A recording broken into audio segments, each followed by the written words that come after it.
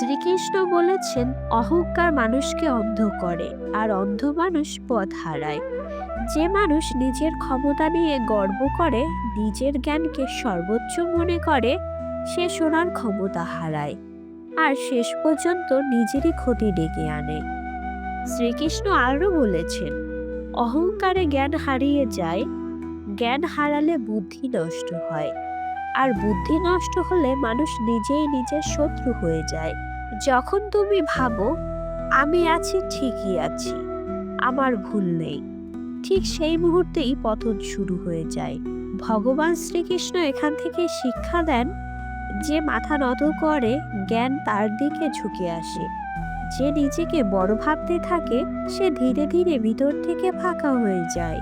নম্রতা মানুষকে ছোট করে না, বরং তাকে আরো উঁচু করে তোলে।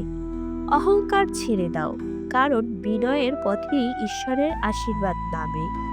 জয় শ্রীকৃষ্ণ।